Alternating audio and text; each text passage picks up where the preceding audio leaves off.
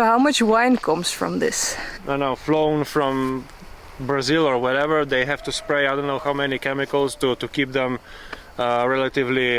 It doesn't go anywhere.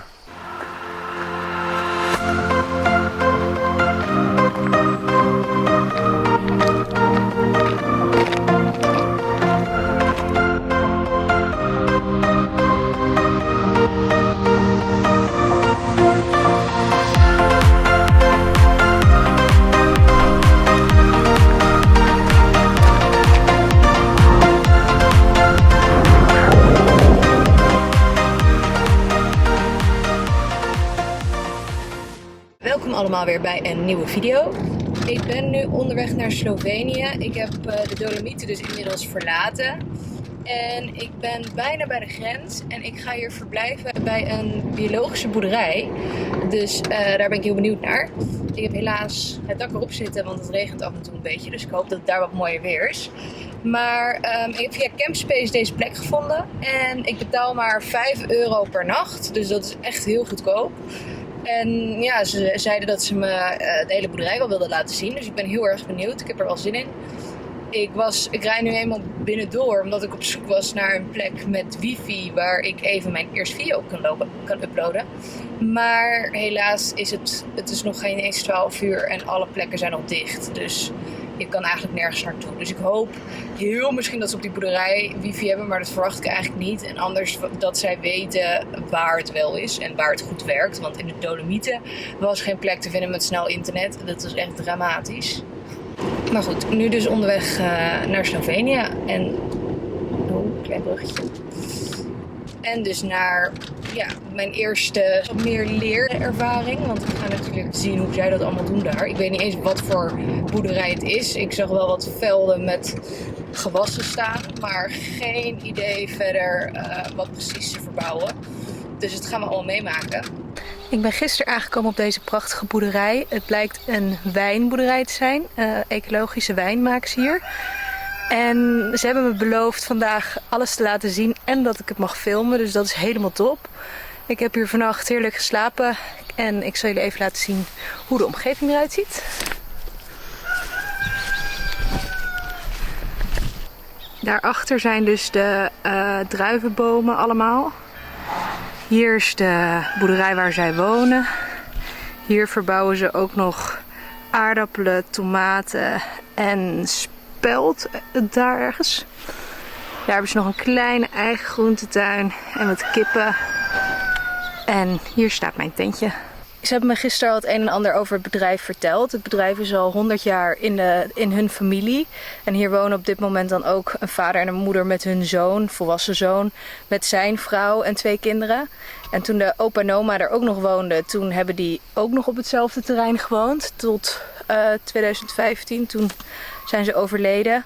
En ze zijn dus eigenlijk van plan om ook dat gewoon zo te houden. En ze zijn heel blij met het feit hoe ze met hun familie zo samen die onderneming kunnen runnen. Ze doen hier dus alles ecologisch. Vertelde me al dat ze het ecologischer doen dan eigenlijk het keurmerk is. Want het keurmerk voor biologisch gaat alleen over de productie van de druiven. En niet over wat er gebeurt nadat er in het vat zit. En hier doen ze dus alles natuurlijk. Dus de wijn ligt hier minimaal 5 jaar te rijpen. En bij andere biologische artikelen zou het dus kunnen zijn dat ze veel korter laten rijpen. Maar dan in het vat nog producten toevoegen. En dat hoeft dan niet biologisch te zijn. Daar heeft het keurmerk niks mee te maken. En dat is wel een grote frustratie van hun hier. Want zij doen dat dus wel allemaal helemaal biologisch. En gebruiken ook helemaal geen giftige stoffen, et cetera. En dat is voor hun natuurlijk frustrerend dat ze hetzelfde keurmerk dragen als andere wijnproducenten die in het latere stadium in de vaten en misschien wel andere stoffen, andere ingrediënten nog toevoegen die misschien niet biologisch zijn. Maar ja, het is wel heel bijzonder om hier gewoon te verblijven. Ze zijn super aardig, super behulpzaam en ze hebben me ook beloofd vandaag de hele boerderij te laten zien en dat ik dat mag filmen. Dus dat gaan jullie ook zien. Ik heb dus gisteren van de oudste generatie op dit moment al het een en ander gehoord en gezien. Zijn Engels is alleen niet zo goed, dus het was af en toe wel een beetje zoeken. Maar zijn zoon spreekt heel goed Engels en die gaat me dus vandaag meenemen. En ik ben heel benieuwd. Het stond ook echt best wel hoog op mijn lijstje om bij een wijnboerderij langs te gaan. En nu ben ik er ineens. Ik wist namelijk niet dat dit een boerderij was. Ik wist gewoon dat het een boerderij was. Een organic boerderij. Maar ja, dat is dus eigenlijk wel superleuk. Dus ik ben benieuwd. Ik heb deze boerderij gevonden via Campspace. Dat is een website. Ik betaal maar €5 per nacht om hier te staan. En kan gewoon van de faciliteiten gebruik maken. En daarbij krijg ik dus ook een rondleiding. En ze hadden ook al gezegd dat ik wat wijn mocht proeven. Dus nou ja, dat lijkt mij een hele goede deal. En wat ik ook wel heel erg lekker vind is dat ik ben gewoon bij die mensen thuis. Er zijn verder geen andere mensen aan het kamperen. Dus ik kan gewoon mijn autosleutels in de auto laten zitten. Mijn laptop laten liggen als ik even wegloop. En dat is toch wel een heerlijk gevoel. Want als je op een camping bent met de dure spullen die ik mee heb, dan wil je toch de hele tijd alles wegstoppen of meenemen. En het is ook wel heerlijk als het af en toe even niet hoeft. Dus ik kan het zeker aanbevelen. En het is toch ook gewoon geweldig om op zo'n plek ineens terecht te komen. En met zulke lieve lokale mensen in contact te komen. So how much wine comes from this? If everything goes okay, around 12,000 bottles.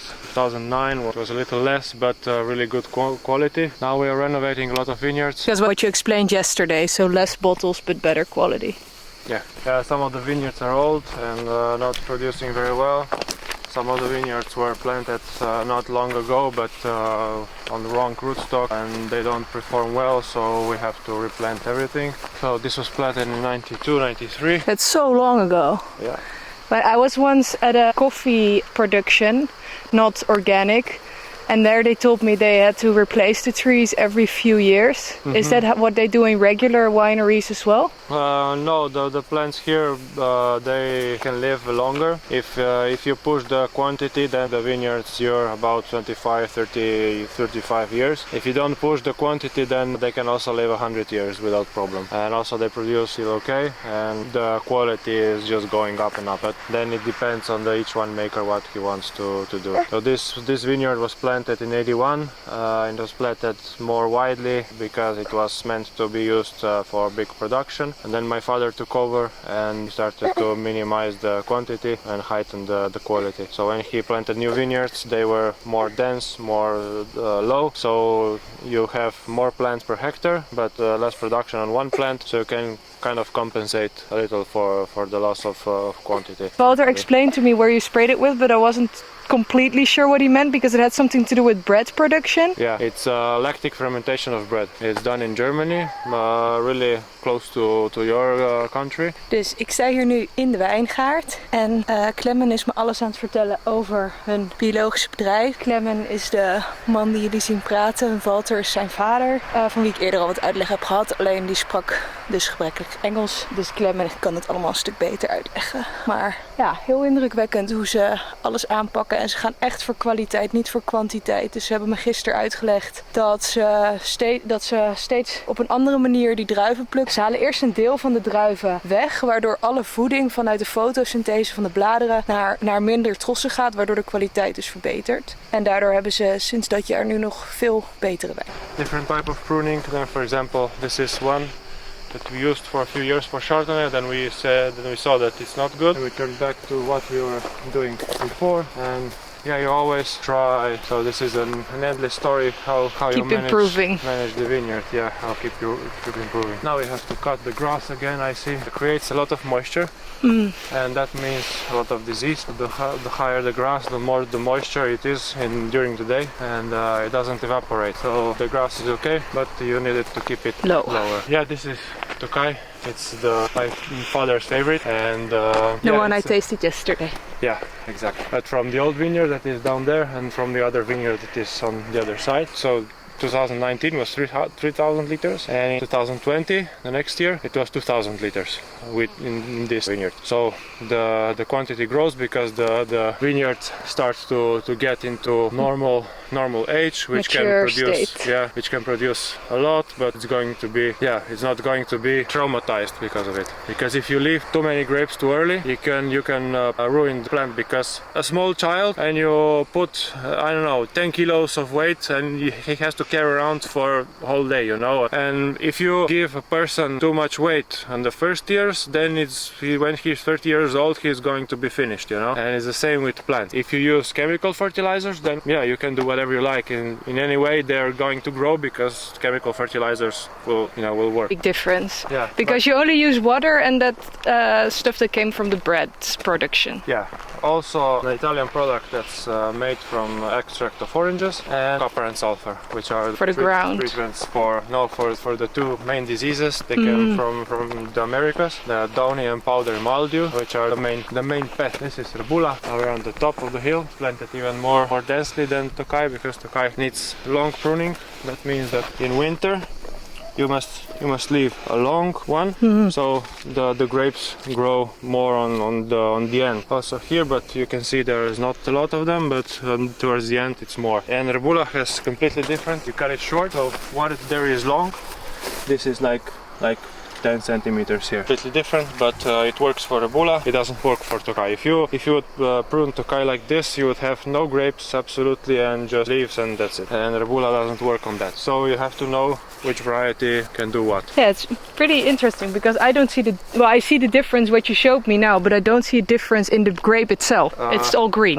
Yeah, it's all green. Yeah, it's going to take a while now to get the color and to get sugar. So yeah, if you come back in September, it will be ready. So there's also on this side, there is Rebula, Kai, Bula here, and also a little Malvasia down there, planted new. So this is also another type of pruning for Rebula, always short, but a little different. Play around a little to see how it goes. Yes, here they are way closer to each other. What do you mean, the grapes? Yes. Oh yeah, these are the older plants that were planted in '96. Okay. And those were planted in 2008, and you can see the difference. This was not the right rootstock, not the right, because we have to graft all the plants, and it depends on which rootstock you put. It can be more productive, less productive for rich soils, for poor soils. That roots they go deep, that go on the ground. So yeah, it's a lot of possibilities, and these were not the ones that we had to. Because when this was planted, it wasn't yet organic. No, but not organic or not organic. It's just that the scientist told us completely wrong what we have to plant. Okay. And practically it was a mistake that, yeah, it was costing a lot, because all this and all the hill there, everything is planted in this way. So we have a fourth of production that we should have. So did you find out yourself what is the better way, or did science improve? No, we found out by ourselves. So this is also Rebula here, and it's an experiment of ours, long-term experiment. 7 different types of pruning, so from larger one to the one that is used for Tokai and for Chardonnay, and then the really dense ones, to see how the grapes change, how the plants react, and yeah, it's really interesting to see the results after a few years. So when did you start this experiment? This was in 2014. And what does better? Really? Yeah. You wouldn't expect that. Yeah. They like to be close together. Rebula, yes. Tokai, no. And it's interesting because here it's really not a lot of grapes, 2 vegetative points, so really dense together, really close. And here I give it more space. It's on the end, you know, so it has more space. The roots have more space to to go. And it's let's say I wanted to do this let's say Spanish style gobelet, you know, from the ground up, that they have these old vineyards. But yeah, it just doesn't work as well as this one. So even if it has 1 meter and this is 30 centimeters, this is growing worse than this one. So it's, yeah, pretty specific what they want. Yeah, and I didn't expect this. So I don't know how. No, normally you would expect more space is more growth. Yeah, exactly, but it's not like this. Also the sugars keep building faster here, not here. So yeah, that's really interesting part of nature. I also think it's interesting with wine, like you keep planting the same trees on the same place in general, because I learned from a lot of agriculture in the Netherlands that they would switch up farmers would switch their land to make sure that you keep the nutrition in the ground properly. But here it just works. Yeah. No, it's always like this. If you put one culture of plants, they need different kind of nutrients from the ground. So if you put corn each year, it will produce very poor soil for the corn, because it will extract everything that is for the corn and leave all the other stuff alone. So if you do the crop rotation, for example, then each year, then you minimize this effect, and you have the chance for the earth to to balance itself. For the vineyards, it's a little harder because it's a perennial culture, so it's going to be for a long time here. And usually, what you're using for vineyards is, let's say, the best possible sites. So you have to plant it there, not on the fields, and then the next year here, then the next year there.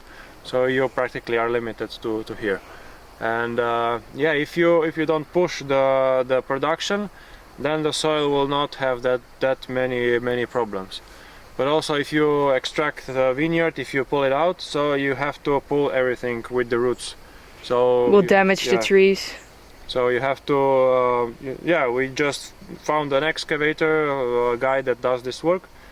He has this, shovel, and he just grabs the plants, and then so they're whole, the root is whole.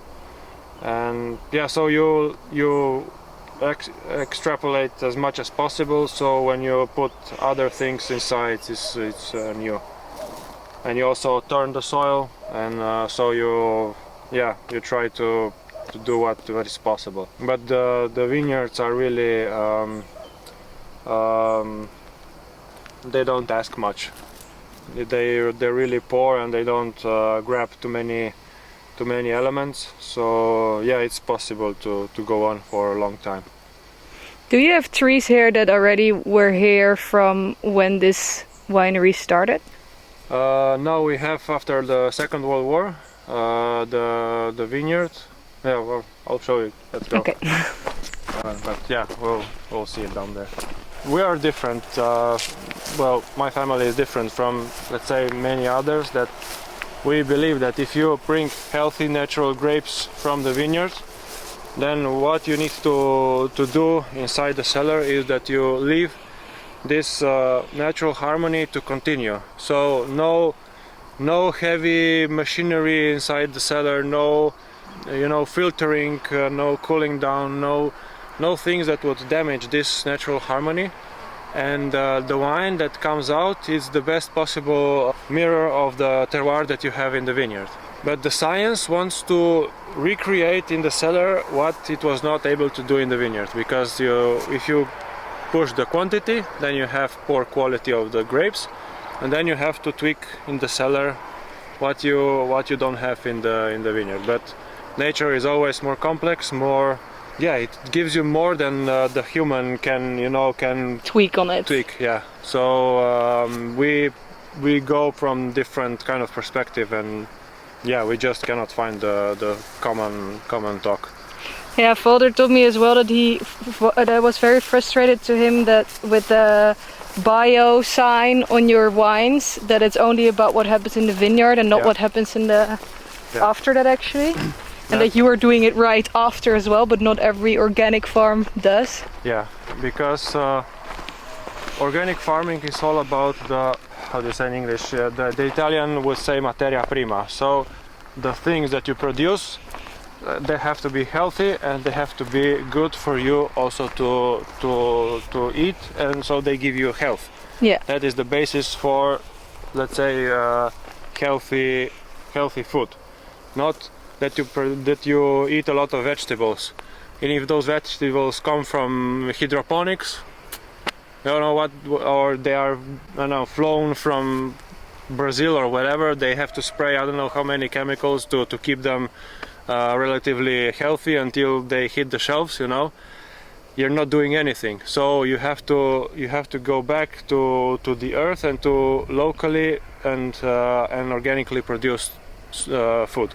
Then you are doing something for your health. If not, and doctors here don't know anything. They don't even realize how this is important. No, I think it's always very frustrated that a lot of people get prescribed medicine while at the same time with a healthy diet they would have solved their problem themselves. Yeah, we were just talking with one of our friends, and he said, you know what is problem with doctors, you know, there comes 140, 50 kilo guy inside, you know, and he has problems with knees. And they operate the knees, but nobody says, look, you have to lose weight. Yeah. You know, you cannot do anything. You will always have problems with knees if you don't lose weight, you know. But, you know, this is the basis. This is what we eat is what we become. It's scientifically proven that what you eat, the DNA of the food can become the component of your body. So what we eat is what we are. It's you know, it's scientifically proven.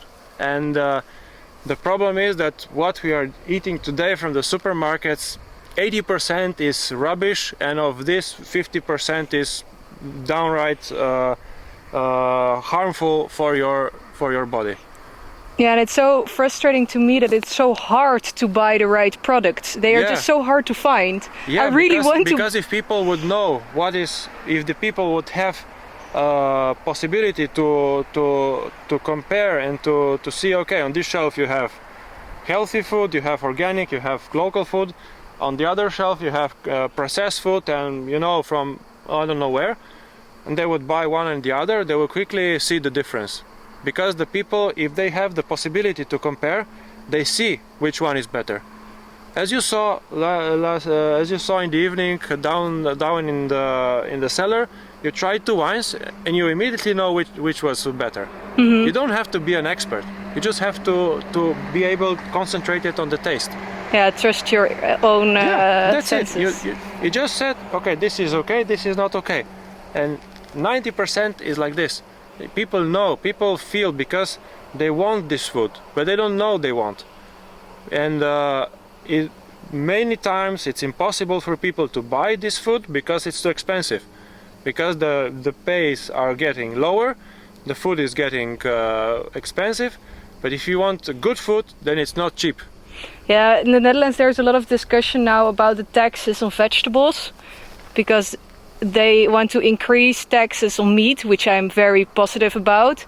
But a lot of people say at the same time, and I agree, then we do have to lower the taxes on everything that we want people to eat. So vegetables, fruits and stuff. Because if you make everything just more expensive, no one can afford food in general anymore. And they will have to eat junk all the time.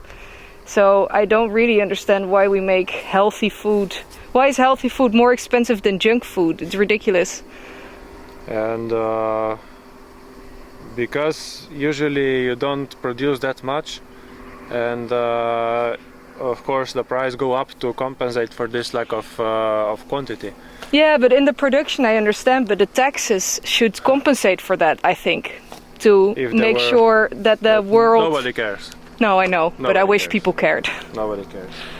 And you know, if the food is cheap, then you pay it or with your health, or you pay it with health of those mainly Negroes that are working inside the greenhouses in Spain, mm-hmm. or you pay it with lives of Indian farmers for cotton that commit suicides each year because they cannot pay the new seeds. Yeah, nothing is really cheap, just someone else pays the price. Nothing is cheap. And usually you pay with health. This is the most... And why do you think that so many allergies, so many problems with, I don't know, with everything today, everybody has something. This is not normal anymore, it's exponentially growing. Why? Because of food, because of additives in the food, because of chemicals in the food. There is always something that is inside the food. But you cannot just go on with your life and buy a Mercedes and have a new house and then go to the cheapest possible store and buy junk food. My father always says, what do you put inside your car? Oil? Yeah, mineral oil. You have to know exactly which property is the best possible oil that you can afford for a car. Mm-hmm. For yourself, the cheapest. Where is the logic? I'm personally, I have to say, pretty, like, I do consider everything I buy with, like, for example, clothing. I only buy secondhand almost, and otherwise it's organic.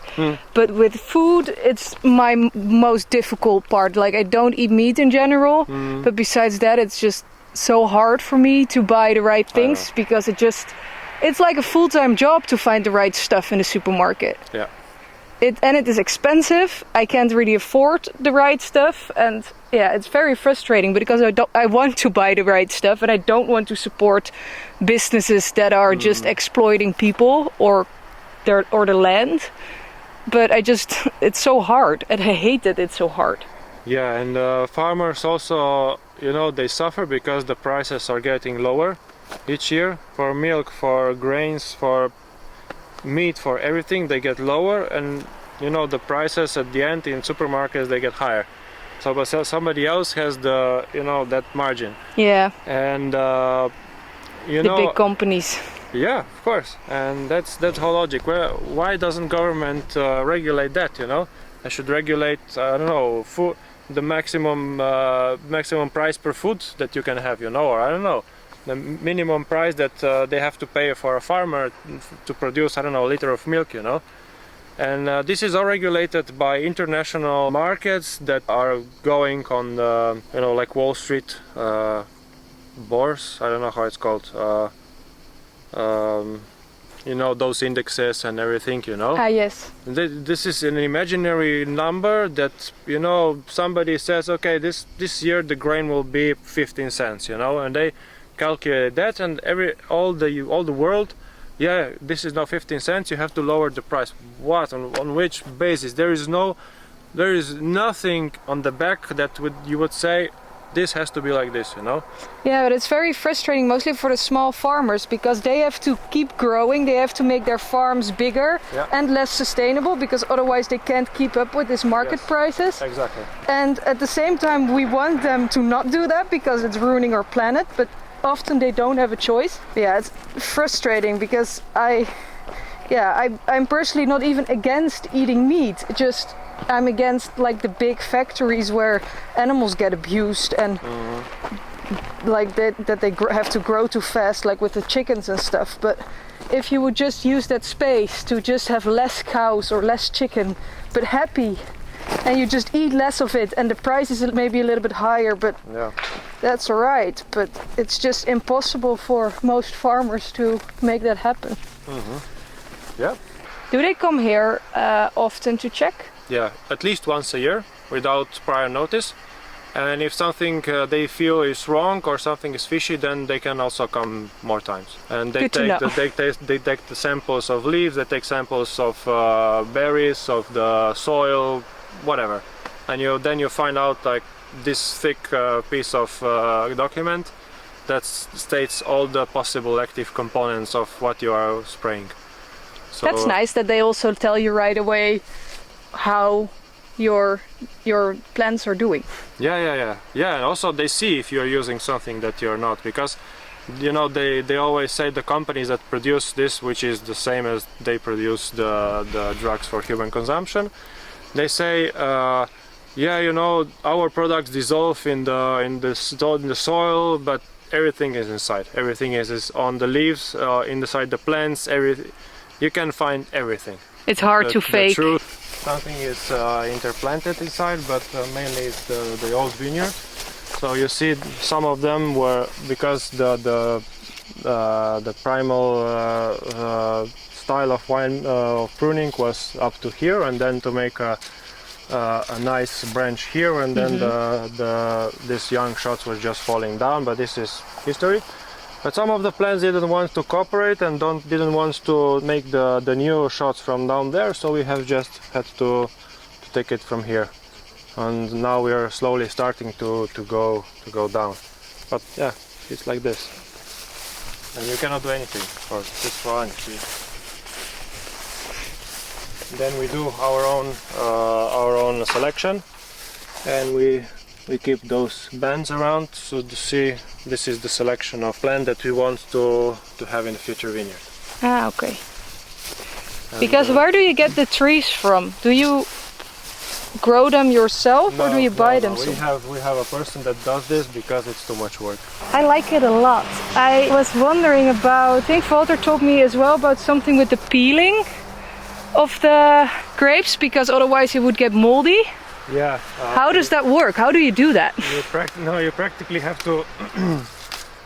Maybe he didn't use the right words, but you have to clean the leaves. Ah, okay. From the grape area to let the air through, because if not, it's all dense, and the humidity stays there even during the daytime, and it just starts to cook, and this is the perfect air for the disease to happen. And in regular farms they don't do that, but they just spray to make sure that doesn't happen. Yeah. So it's probably a lot of work to make sure it all free, but it's worth it. Yeah, it's different. But also then in the autumn, if the weather is not really nice, these grapes don't start to rot. If you push the production, then they start to rot, and you have to spray with anti-rot pesticides. But 30 years ago, when they came on the market, they said, this is completely harmless, you can eat it with the spoon. 20 years they found out that it's one of the most carcinogenic compounds that you can use in agriculture. So when the industry says it's okay. Yeah, I even read recently, I think, about wine, that they found pesticides in wine. Yeah, of course. And that people were very shocked about it, and the wine companies were like, well, we know, we are allowed to do this, I don't know what your problem is. Yeah, of course, but the whole wine sector is resting on this, aura, gloria, on naturalness of wine. Mm-hmm. They go beautiful vineyards, beautiful landscapes, but maybe you don't even see that it's herbicide downside, and what they're spraying, because you have to know that in Europe 1/3 of the spraying compounds that are used for vineyards. Of all the agriculture in Europe, 1/3 is used for vineyards. That's a lot. Besides pears, the vineyards are most sprayed agricultural product. Then it's even more impressive that you don't use those stuff, and it's still proven to work without. Yeah. And the wine even gets nicer. It's possible, and we have to do it, because it doesn't go anywhere if you don't. I don't know. That's my opinion, but. I don't see a point of drinking bad wine, drinking wine that was sprayed with I don't know what. Why? Why would you do that? You just drink water. It's more healthy. Ik heb zojuist de Organic Wine Farm verlaten en ik heb echt een hele chille tijd gehad daar. De mensen waren super aardig en behulpzaam. Ik heb alles gezien van de boerderij. Ik heb de wijn geproefd en ja, echt helemaal top. Dus ik kan hun boerderij en überhaupt een verblijfplek via Campspace vinden heel erg aanbevelen. Want ja, je komt gewoon op een prachtige plek en normaal betaal je geld voor zo'n hele tour. En nu, ik heb €5 per nacht betaald en je betaalt nog wel iets aan Campspace. Maar in ruil daarvoor heb ik dus gewoon wijn geproefd. Ze hebben me alles laten zien hoe alles werkt. En ik heb ook nog eens 2 nachten op hun terrein gekampeerd. Ze hadden gewoon alles goed geregeld. Ik mocht een shower of een douche gebruiken. En ik kon gewoon naar een eigen wc en alles. Dus het was echt helemaal top. En lekker tot rust gekomen. Want al die drukte op een camping af en toe, daar slaap je toch minder lekker op. En hier was ik de enige gast. Dus ik heb heerlijk geslapen.